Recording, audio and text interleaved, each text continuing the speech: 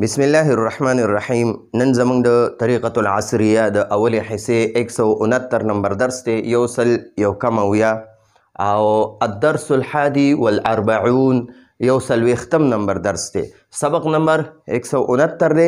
او درس نمبر یو څلوېښتم نمبر. په نن درس کې به انشاءالله مونږ د املا څه قواعد وایو، قواعد الاملا، یعنی د املا قواعد، د املا قاعدې، د املا قانونونه یو څو به وایو. اول پکې یو ضروري قاعده ده. ضروري قاعده دا ده الف الوصل. الف الوصل مونږ ورته حمزه وصلي وایو، حمزه وصلي. دلته ورته الف الوصل وای، یعنی الف وصلي. الف وصلي دوه قسمه الف دي، دوه قسمه. یو ته الف وصلي وای، یو ته الف قطعي وای. دې ته مونږ بل مشهور نوم وایو حمزه وصلي او حمزه قطعي. حمزه وصلي هغه یو عارضي حمزه وي چې د دې نه مخکې حرکت راشي نو د دې حمزه حرکت ختمیږي، دې ته حمزه وصلي وای. یو ته حمزه قطعي وای. حمزه قطعي لازمي حمزه دی، لازمي. که هغه نه مخکې حرکات والا حروف رام شي که نه نو هغه بیا د دې حمزه حرکت نه غورځېږي، دا حمزه به بیا هم ویلی کېږي. اوس به راته زه مثالونه ولیکم، تاسو به انشاءالله وګورئ. نو اول نمبر حمزه وصلي چې دی الف الوصل ورته وایي حمزه وصلي. که چرته د جملې په شروع کې راشي حمزه وصلي، که کلم د جملې په شروع کې راشي او د دنه مخکې نور یعنی الفاظ نه وي نو ویلی کېږي به دا حمزه وصلي به ویلی کېږي او زبر زیر او پیش به پې لیکلی کېږي. لکه دا دی وګورئ، ما مثالونه لیکلي، حمزه زبر، حمزه زیر، حمزه پیش. ټیک شو دي. نو فتحه ده په دې اول حمزه، په دې دویم حمزه کسره ده او په دې دریم حمزه باندې ضمه ده. یو یادو ساتئ، یو دا الف دی چې په ده باندې کله زبر زیر پیش نه نو دا الف دی. عمدق الف دی خو چې کله پې زبر راشي نو بیا به دته الف نه وي، دا حمزه شي. یا پې زیر راغی دا اوس حمزه دی، یا پې پیش راغی نو دا حمزه دی. دا ځان له چې دی په ده باندې څه نشته، دا الف دی. او چې په دې عمدق شکل کې دا بل راغی په ده باندې زبر راغی دا حمزه وي. که زیر پې راشي بیا به هم دا حمزه وي، که پیش پې راشي بیا به هم دا حمزه وي. اوس دلته کې دا درې شکله کې دی، فتحه والا، کسرې والا او ضمې والا. نو دا موږ سره حمزه دی، حمزه دی ته موږ الف نشو ویلی. ټیک شو دي. ښه، یو اوس دا حمزه دی، دلته کې پې دا فتحه مونږ ولګوله. او یو حمزه داسې وي، ګورئ ورته د پاسه پې دا ورکوټې حمزه وي، د دې د پاسه بیا مونږ فتحه ولګو. یو دا حمزه دی چې په ده باندې د پاسه صرف فتحه ده، ورکوټې حمزه پې نشته. یو دې خوا دا بل الف دی، د ده د پاسه مونږ ورکوټې حمزه واچوله او د پاسه هم پې دا فتحه واچوله. نو په دې یو حمزه باندې د پاسه ورکوټې حمزه نشته، په دې بل حمزه باندې د پاسه ورکوټې حمزه شته. نو چې په دې کم باندې ورکوټې حمزه نشته دې ته حمزه وصلي یا الف وصلي وایي، الف وصلي یا حمزه وصلي. او چې په دې کم باندې دا ورکوټې حمزه د پاسه دی، په دې کم الف د پاسه دا ورکوټې حمزه دی، بیا پې فتحه ده، نو دا حمزه دې ته حمزه قطعي وایي، دا لازمي دی، لازمي. که د ده نه مخکې زبر زیر پیش والا حرف رام شي که نه د ده دا حمزه به بیا هم لازم وي، دا به ویلی کېږي، د باندې به فتحه کسره ضمه ویلی کېږي. او دا حمزه وصلي چې دی د ده نه که مخکې زبر زیر پیش والا حرف راشي نو بیا به د دې حمزه صرف شکل به پاتې شي، شکل به لیکلی شوی وي، د الف په شکل کې به پاتې شي او دا حرکت پې نه ویلی کېږي، زبر زیر پیش پې نه ویلی کېږي. نو یو خو دا پهچان شو. اول وګورئ الف الوصل، الف الوصل یعنی الف وصلي که چرته د جملې په شروع کې راشي نو ویلی کېږي به او زبر زیر پیش به پې لیکلی کېږي. لکه دا د پاسه دی حمزه زبر، حمزه زیر، حمزه پیش، دا پې لیکلی کېږي. اوس وګورئ دلته ما دا سور رنګ کې لیکلی دی وګورئ الکتاب مفید، الکتاب مفید. نو د دې الکتاب پر شروع کې د حمزه چې دی که نه دې ته الف الوصل وایي یا الف وصلي ورته وایي یا حمزه وصلي ورته وایي. الف الوصل یا الف وصلي یا حمزه وصل، حمزه وصل دې ته حمزه وصل وایي. اوس که د دې حمزه نه مخکې زبر زیر پیش والا حرف راشي که نه نو د ده دا حرکت په ختم شي، دا زبر به ختم شي، صرف دا شکل به لیکلی پاتې شي. مخکې به انشاءالله د دې موږ مثالونه لیکو. نو الکتاب مفید، الکتاب مفید. نو دلته دا حمزه وصل چې دی دا الف الوصل یا الف وصلي دا د دې جملې په شروع کې راغی نو اوس په ده باندې زبر ویلی کېږي، په ده باندې به دا زبر ویلی کېږي. اوس دغه شانتې دی اکتب، اکتب چې دی که نه دا د امر صیغه ده، په دې کې دا حمزه مونږ لیکلی دی، مونږ ته ضرورت نو مونږ ولیکلو او په د باندې ضمه واچوله نو دلته باندې د پاسه ورکوټې حمزه نشته که نه آسان پہچانې داره آسان پیژنګلوی داره چې د دې الف د پاسه ورکوټې حمزه نشته نو پوه شئ چې دا حمزه وصل دی دا حمزه وصل دی د دې حمزه نه که مخکې زبر زیر پیش والا حرف راشي که نه نو د دې حمزه د ضمه نه ده دا به ختمه شي دا به د الف په شکل کې پاتې شي ٹھیک شو دي نو اوس دا د اکتب دا اکتب دا د امر صیغه ده ته ولیکه نو د دې په شروع کې چې دا کوم الف راغی دته حمزه وصل وایي دغه دی اسمک یا اسمک دلته که دا موږ به اسمک ولیکو خو که دلته کې دې سره ملاوی نو بیا به د دې د اسمک د حمزه نه ویلی کېږي ځکه د اسم د حمزه چې دی دا هم حمزه وصل دی دا الف وصلي دی د باندې وګوره لاندې ورکوټې حمزه نشته نو دا به بیا که د دنه مخکې زبر زیر پیش والا حرف راشي که نه یا د دنه مخکې یو حرف راشي نو بیا به د دې حمزه دا زیر نه ویلی کېږي ٹھیک شوه نو اسمک معنا ده ستا نوم نو دلته کې دا اسمک چې دی دا ځان له یوه ورکوټه اونته دغه دی یو اسم او یو ضمیر ورسره میلاو دی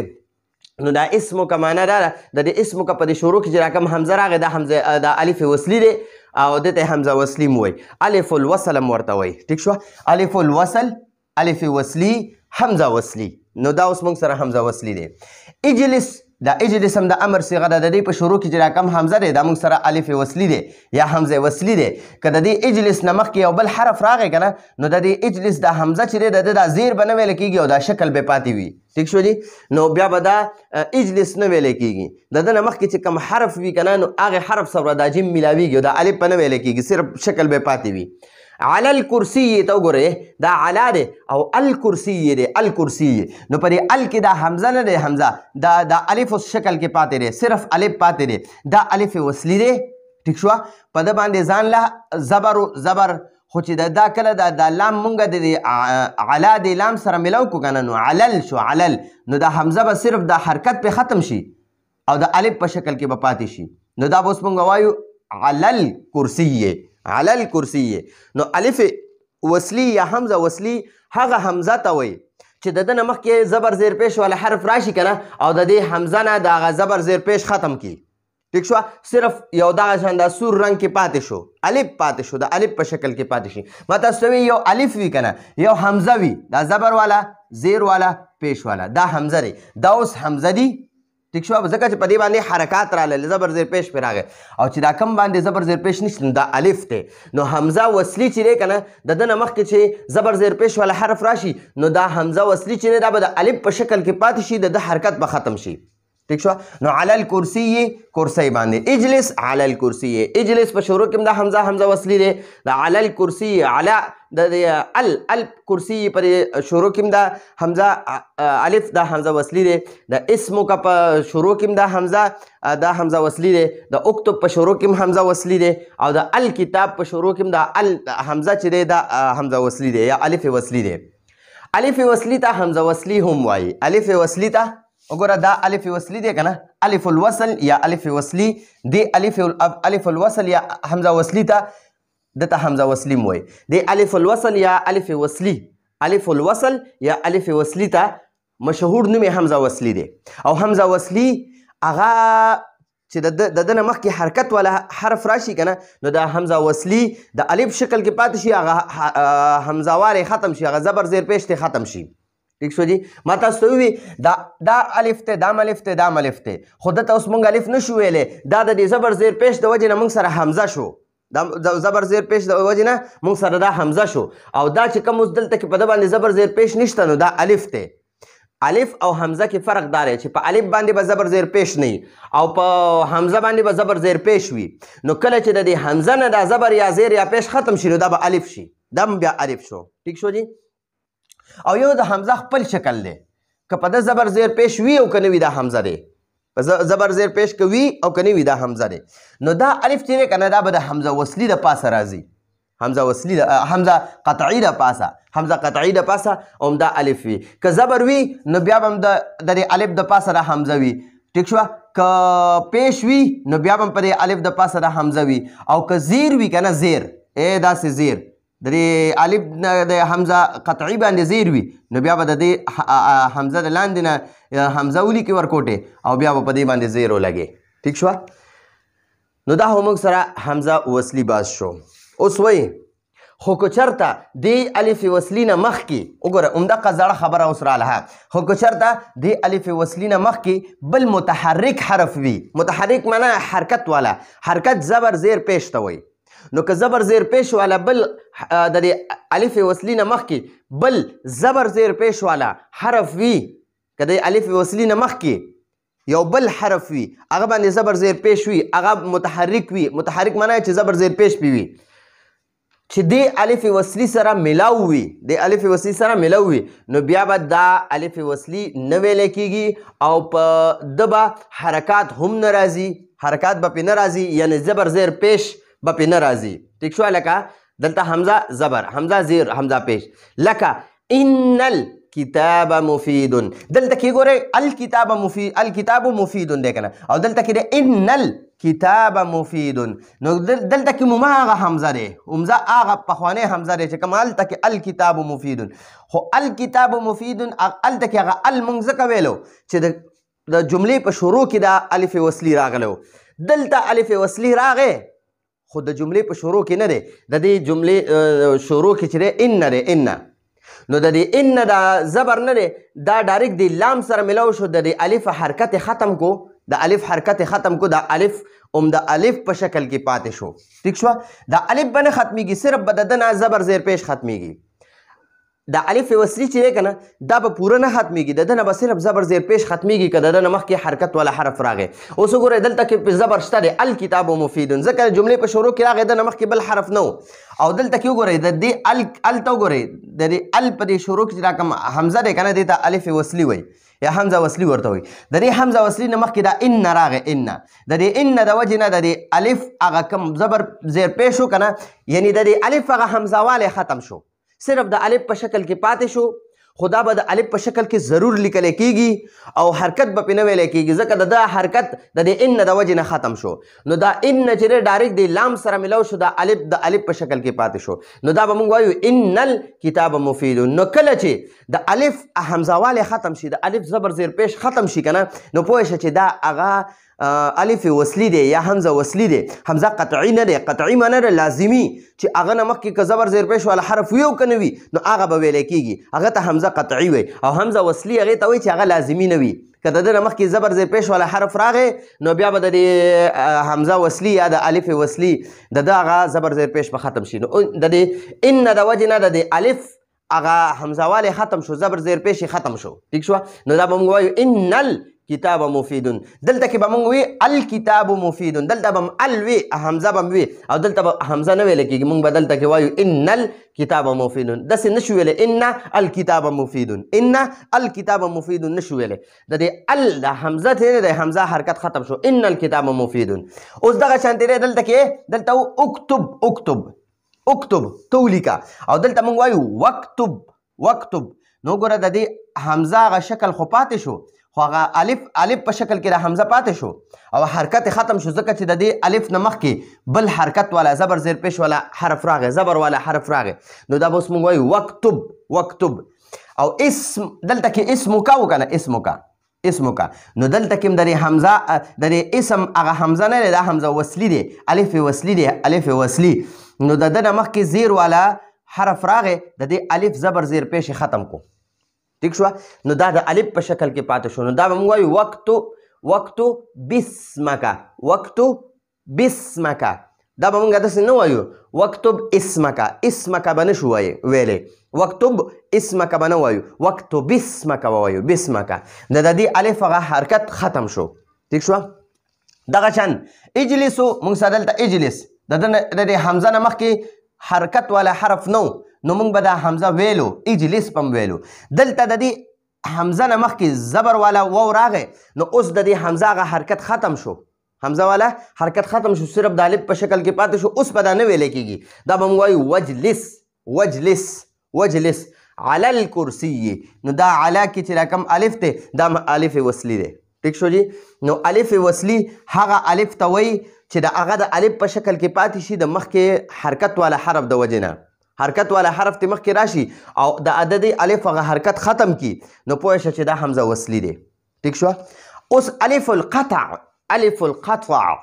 الف القطع یا الف قطعی یا حمزه قطعی دې ته حمزه قطعی وای ښکته راغلی دی دلته کې د الف قطعی ته حمزه قطعی هم وای ٹھیک شو نو دی له واپس راځو الف القطع یعنی الف قطعی که چرته د جملې په شروع کې راشي نو که فتحه او ضمه پی وی که فتحه وی پی یعنی که زبر وی پی او که ضمه پی وی نو دی الف قطعی باندې به حمزه لیکل کېږي دا دی دلته کې ګورئ د باندې زبر دی نو په دې الف د پاسه مونږ حمزه ولیکو د بیا هم پرې پاسه فتحه ولګوله او دلته کې چې کله پې پیش دی د الف د پاسه هم ضمه ولګوله بیا هم پې پیش ولګو ٹھیک شوه او چې کله په دې باندې زیر وي که نه داسې زیر نو دا زیر به پې ډایرکټ نه اچو د دې د لاندې به ورکوټې حمزه واچې او بیا به پې زیر ولګې بیا به ښکته زیر ولګې نو چې کله په الف قطعی باندې زبر یا پیش وي نو په دې الف قطعی به د پاسه دغه ورچې دا حمزه اچې د زبر په شکل کې او که پیش وي پې نو بیا به هم پې د پاسه ورکوټې حمزه ولیکې او بیا به دغه شان ضمه پې ولګې او که زیر پې راځي که نه د الف قطعی باندې زیر وي نو د دې الف قطعی لاندې به ورکوټې حمزه ولیکې د هغې حمزه نه لاندې به بیا زیر لګې ٹھیک شوه نو د الف قطعی د پاسه الف قطعی باندې که پیش یا زبر راځي نو د پاسه به پې ورکوټه حمزه لیکې او که زیر پې ښکته راځي نو بیا به د دې الف قطعی نه ښکته ورکوټه حمزه ولیکې د هغې نه ښکته به بیا دغه ولیکې زیر به ولیکې ټیک شو جي نو په دې باندې به انشاءالله پوهیئ او دې الف قطعی ته الف یا حمزه لازم هم وایي یا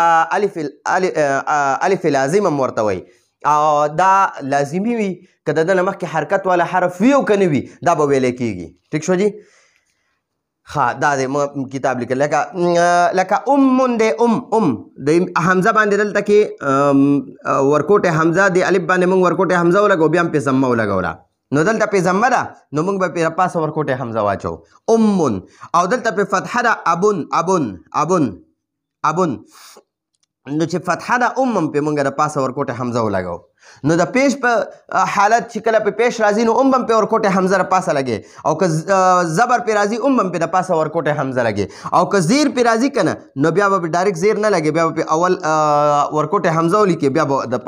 ښکته دغه ولګي زیر به ته ولګي نو چې په کم الف باندې د پاسه ورکوټې حمزه یي دغه آسان پهچان دی نو دا به حمزه الف قطعی یا حمزه قطعی وي او چې د کم د پاسه داسې زبر یا زیر یا پیش وي کنه او د پاسه پې یا ښکته ته دغه نه وي کنه ورکوټې حمزه نه وي نو دا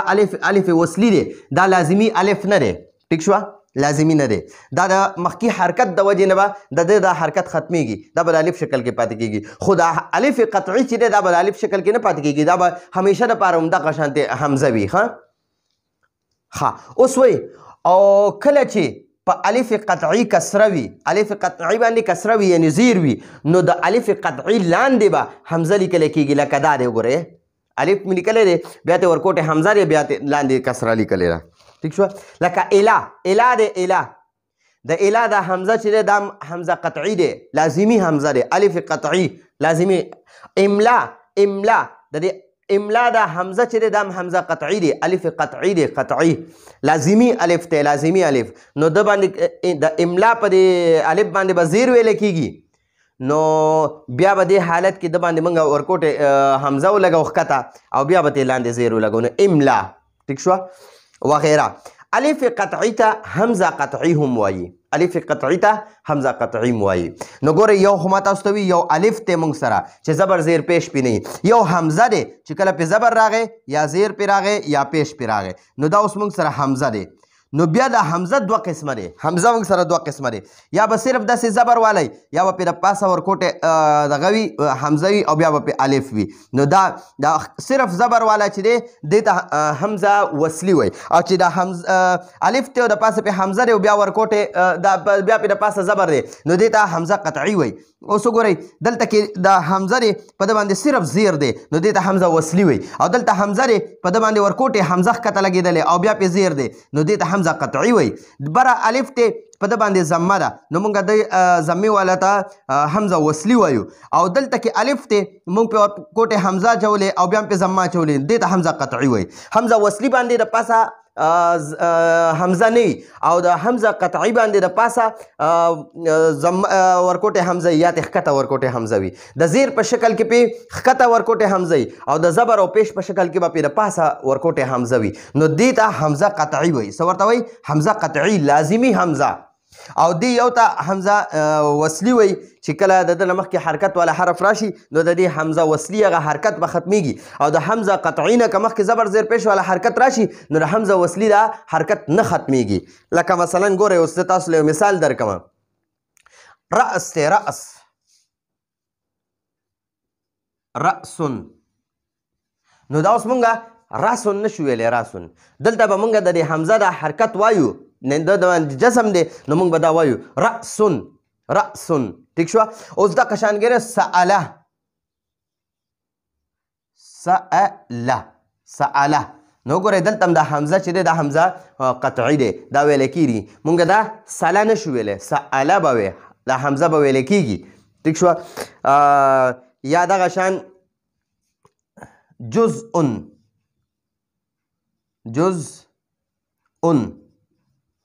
وګورئ اوس جزء ته وګورئ په ده باندې دا حمزه قطعی دی دا ویلی کېږي به نو یو حمزه قطعی وي یو حمزه وصلی وي حمزه وصلی نه که مخکې زبر زیر پیش ولګي نو دا حمزه وصلی دا زبر زیر پیش به د هغې مخکې حرف د وجې نه ختمیږي صرف د الف شکل کې به پاتې کېږي او حمزه قطعی چې دی د ده نه مخکې که زبر زیر پیش والا حرف ولګي او که ونه لګي دا حمزه به لازم ویلی کېږي دا به په هر حالت کې د حرکت په ویلی کېږي دا به لازمي وي نو دا زموږ سره ضروري قاعده وه یو د الف وصلی او یو د الف قطعی الف وصلی خپل اصلي نوم حمزه وصلی دی او الف قطعی خپل اصلي نوم دا خو ابتدایي طلباو ته الف وصلی او الف قطعی وي دې ته الف وصلی او الف قطعی نشي ویلی دې ته به لازم حمزه وصلی او حمزه قطعی وي حمزه وصلی عارضي وي حمزه قطعی لازمي وي ٹھیک شو جی اوس معانی الکلمات د الفاظو معنی جهزت معنی را هغې تیار کړو جهزت نه جهز یجهز تجهیزا نو جهزت دا څلورمه صیغه ده د واحد مؤنث غایبي صیغه ده جهز جهزا جهزو جهزت نو دا څلورمه صیغه شوه جهزت معنی را هغې تیار کړو ٹھیک شوه نو دا د جهز یجهز تجهیز د باب تفعیل صیغه ده څلورمه صیغه ده د فعل ماضي څلورمه صیغه ده ٹھیک شو نو جهزت هغې تیار کو قدم یقدم تقدیما دا د باب تفعیل صیغه ده او د واحد مؤنث غایبي صیغه ده قدمت معنی هغې پیش کړو قدمت نو قدما قدمو قدمت څلورمه صیغه ده قدمت معنی هغې پیش کړو فعل ماضي ده التهجد معنی د تهجد منځ انتظر ينتظر انتظار باب افتعال صیغه ده دا فعل مضارع واحد مذکر غایب صیغه ده ينتظر معنی را هغه انتظار کوي دا د فعل مضارع صیغه ده دلته کې دا جهزت او قدمت دا فعل ماضي وه او دلته کې ينتظر دا فعل مضارع ده او واحد مذکر غایب صیغه ده هغه انتظار کوي لا يكذبون نو يكذبون كذب